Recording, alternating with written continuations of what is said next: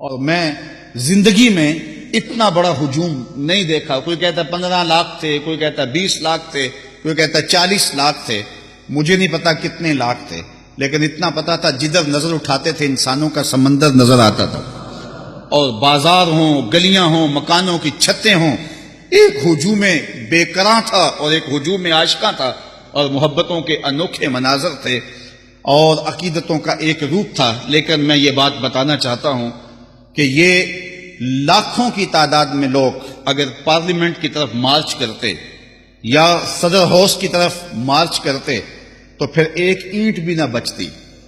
میں کہتا ہوں کہ تم لوگ پاکستان بنانے والے ہو اور پاکستان کے امن کی ضمانت بھی ہو. جبکہ جذبات بکھرے ہوئے تھے اور حکومت نے سخت ظلم اور زیادتی کی تھی اور ان کی فریاد کوئی سننے والا نہیں تھا, اور چوتھا ستون میڈیا بھی خاموش تھا اور بے بسی کی تصویر تھی, تو اس بکھرے ہوئے اجتماع کو کنٹرول کرنا کوئی تماشا لب بام نہیں تھا. لیکن میں ان لوگوں کی حکمت کو سلام کرتا ہوں جنہوں نے دانائی کے ساتھ اتنے بڑے اجتماع کو پر منظم منتشر کیا اور ایک شیشہ بھی نہیں ٹوٹا, ایک گاڑی کے شیشے نہیں ٹوٹے اور ایک دکان نہیں جلی. ہم دکانوں کو کیوں جلاتے؟ یہ ہماری دکانیں ہیں. بسوں کو کیوں جلاتے؟ یہ ہماری بسیں ہیں. اور ہم کیوں ایسا نقصان کرتے؟ ہم اس وطن کے باسی ہیں, اور نہ ہم نے ماضی میں کیا ہے اور نہ آئندہ ہم ایسا مزاج رکھتے ہیں. آج بھی جلوس نکلیں گے, پر امن ہوں گے. ہمارے مشائخ, ہمارے علماء یہ کبھی ایسا کوئی مزاج نہیں رکھتے, یہ امن کی ضمانت دیتے ہیں. علامہ نورانی نے ایک زمانے میں کہا تھا جب لوگوں نے گنیں اٹھا لیں اور جہادی تنظیمیں بن گئیں تو ان سے کہا کہ حضرت ہماری جماعت میں بھی کوئی جہادی تنظیم ہونی چاہیے. تو انہوں نے کہا ہماری جہادی تنظیم فوج جو ہے. تو کسی نے کہا حضرت یہ تو کل لوگ چھا جائیں گے اور ہمارے اوپر آ جائیں گے.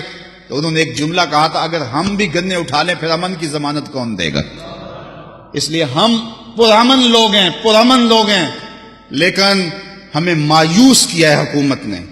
ہم نے صرف ایک فریاد کی تھی کہ اس کو چھوڑ دو. تم نے ریمنڈ ڈیوس کو چھوڑا, تم نے کرپشن کرنے والوں کو چھوڑا, تمہاری جیلوں کے دروازے توڑ کر اور دیواریں توڑ کر بڑے بھیانک مجرم بھاگ گئے, تم کچھ نہ کر سکے اور بے بسی کی تصویر بنے رہے. یہاں کتنے کتنے قاتل اسمبلیوں میں بیٹھے ہوئے ہیں جن کے دامن پہ قتل کے داغ ہیں, تم ابھی تک ان کو جیل کیا تھانے نہیں بلا سکے. تمہاری ہمت اتنی ہے کہ جو ہے وہ بڑے بڑے قاتل 200 آدمیوں کا قاتل آج بھی میڈیا کے اوپر چیختا ہے اور تم بول نہیں سکتے ہو.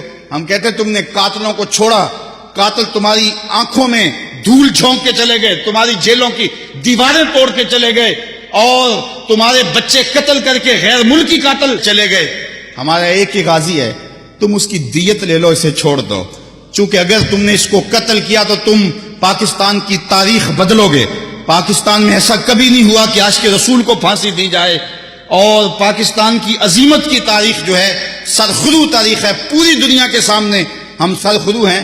میرے بہت سارے لوگ ملنے والے انڈیا میں ہیں اور پیر بھائی بھی ہیں, تو اس واقعہ کے بعد ان کے میسج آنے مجھے شروع ہوئے اور کچھ لوگوں نے وہاں کے اخبارات کے تراشے بھی مجھے بھیجے. تو میں ان سے شرمندہ ہو رہا تھا کہ یہ وطن تو محبت رسول کا وطن ہے, یہ تو کریا عشق رسول ہے. تو کیا اس وطن کے اندر ایسا ہو گیا جس کا کم از کم ہم نے نہیں سوچا تھا؟ ہم یہ کہتے تھے کہ یہ کبھی ہوگا بھی نہیں, کہ یہ بے غیرت تو یہ ہیں, ہمیں اس بات کا یقین ہے, اس میں کوئی شک نہیں ہے. لیکن یہ کبھی ہوگا نہیں کہ غازی کو پھانسی لگائیں. اگرچہ یہ مغربی پریشر کی وجہ سے چھوڑیں گے بھی نہیں, لیکن پھانسی لگانے کی بھی جرأت اور حماقت نہیں کر سکتے. یہ ہمارے گمان میں بھی نہیں تھا, لیکن انہوں نے وہ کر دیا. اب پاکستان کو سیکولر بنانا چاہتے ہیں اور 295C کا قانون ختم کرنا چاہتے ہیں, تو اب یہ سب کچھ ان سے توقع کی جا سکتی ہے. لیکن یہ 295C کا قانون ختم تو تب کریں گے جب رہیں گے. میری بات لکھ لو, میری بات سن لو. یہ حکمران سمجھتے ہیں کہ ہم نے غازی کو پھانسی لگا لیا, تم انتظار کرو عرش کا رب تمہارے ساتھ کرنے والا کیا ہے, تمہارے ساتھ اب سلوک کیا ہوگا. ہم تو مجبور لوگ ہیں, ہم تو کچھ نہیں کر سکے. لیکن جس کے رسول کی توہین کرنے والے کو قتل کرنے کے جرم کے اندر غازی کو شہید کیا گیا ہے, وہ رب بڑا غیرت مند ہے.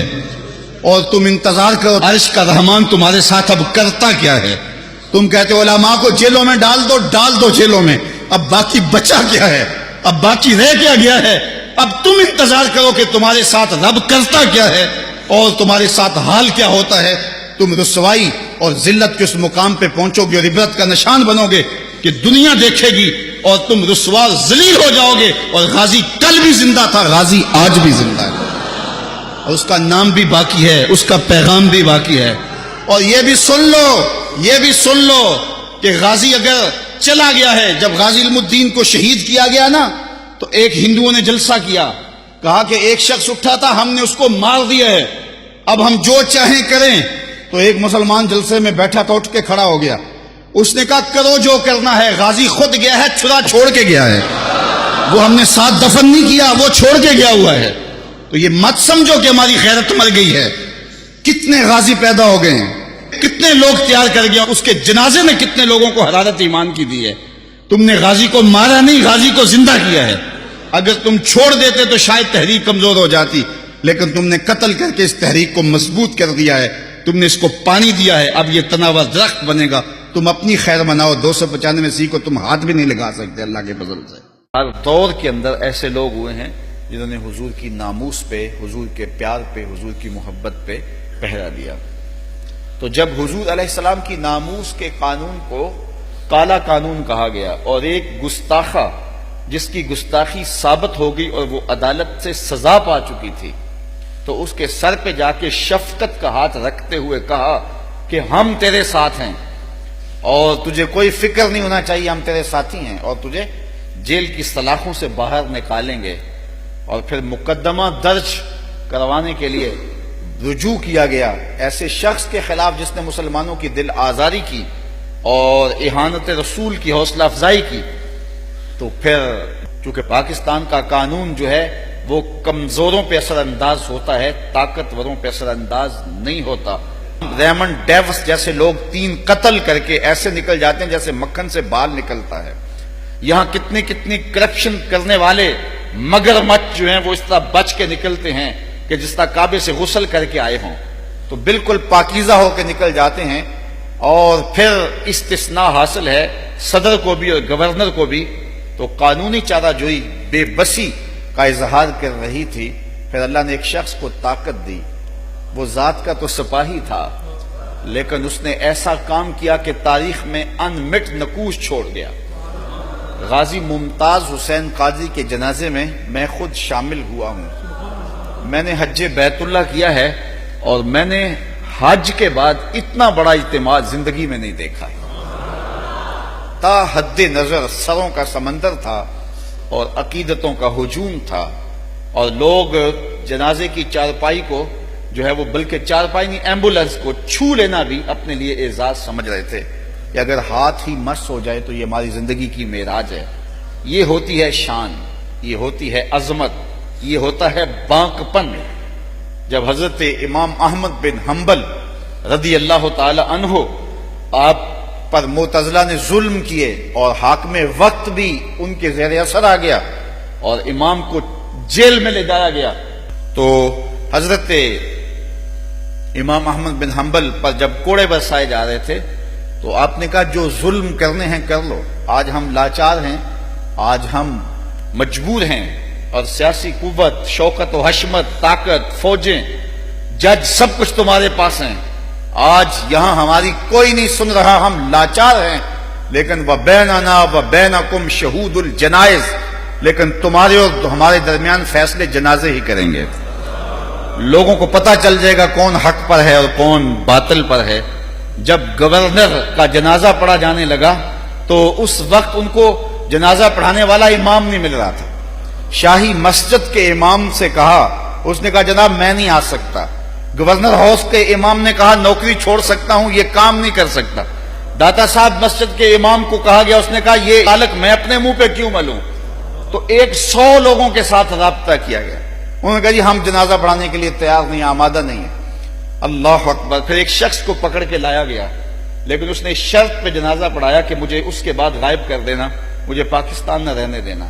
اور اس کا جنازہ 3 سیکنڈ میں پڑھا گیا, اور پتہ ہی نہیں کس نے پڑھا کس نے نہیں پڑھا, وہ کیا جنازہ ہونا تھا. اور غازی ممتاز قادری کا جنازہ ابھی گھر پہ تھا تو گراؤنڈ کھچا کھچ بھرا ہوا تھا. کہاں کہاں تک لوگ تھے اور آج وہ تصویریں بولتی ہیں. میڈیا نے تو نہیں دکھایا چونکہ میڈیا کہتے ہیں چوتھا ستون ہے، لیکن اس چوتھے ستون کے اندر سریہ اتفاق فاؤنڈری کا لگا ہوا ہے، تو اس نے نہیں دکھایا اور نہیں دکھانا تھا، لیکن سوشل میڈیا کے اوپر دیکھا جا سکتا ہے کہ کس طرح اس فقیر کا جنازہ ہوا.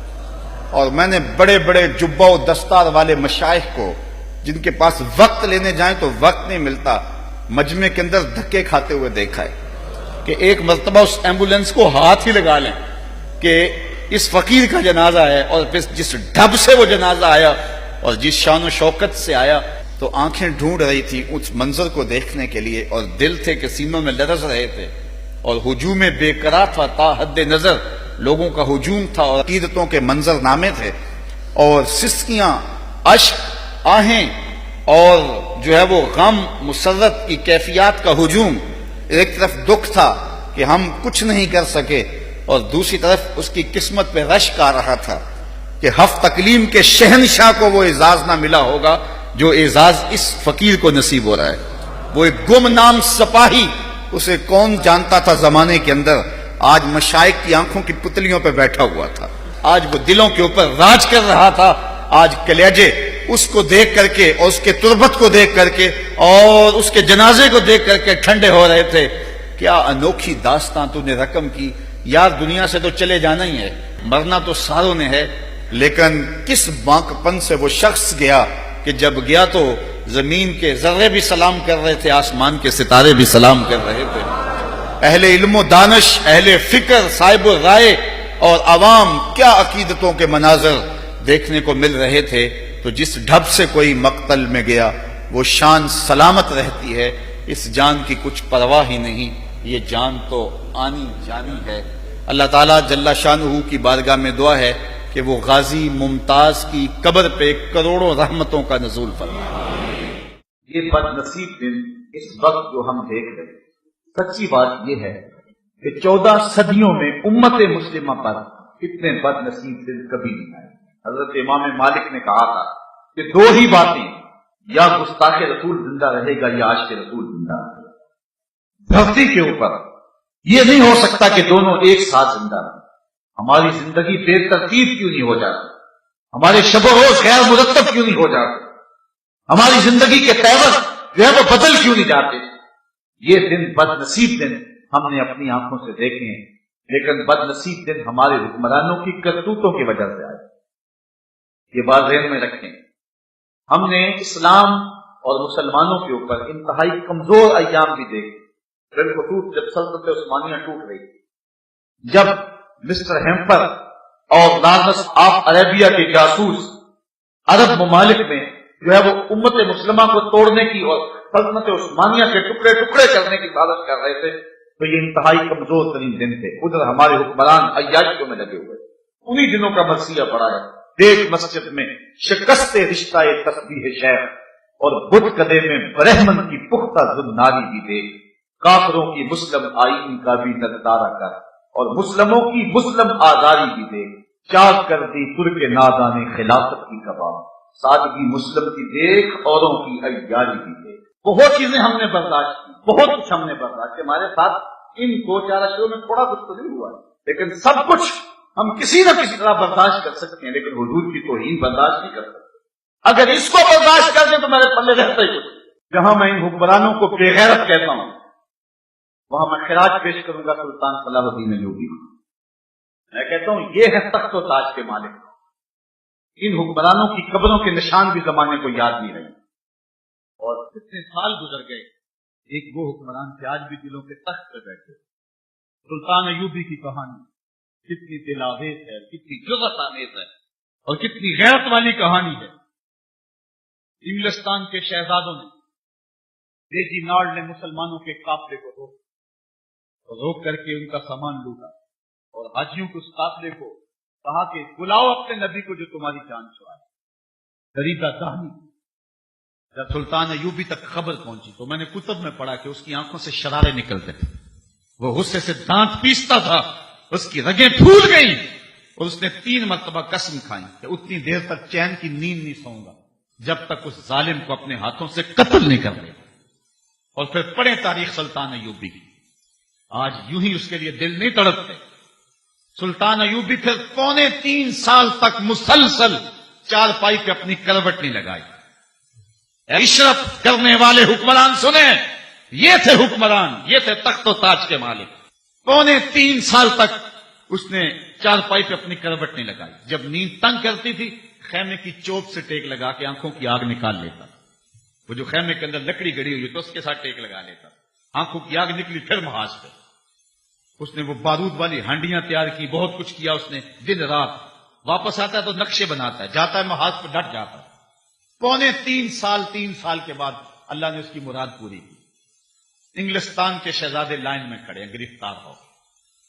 بادشاہ نے شاہ گاما کے لیے کرسی پیش کی. نائٹس کو پانی کا آپ خورا دیا، کہا جسے ہم کرسی دیتے ہیں امان دیتے ہیں، جسے آپ خورا دیتے ہیں پانی کا اسے امان دیتے ہیں. ہم سفارتی آداب جانتے ہیں، بادشاہوں کو قتل نہیں کیا کرتے، تمہیں آزاد کرتے ہیں. لیکن جب ریجینالڈ پہ نظر پڑی تو سلطان صلاح الدین ایوبی آپے سے باہر ہو گیا.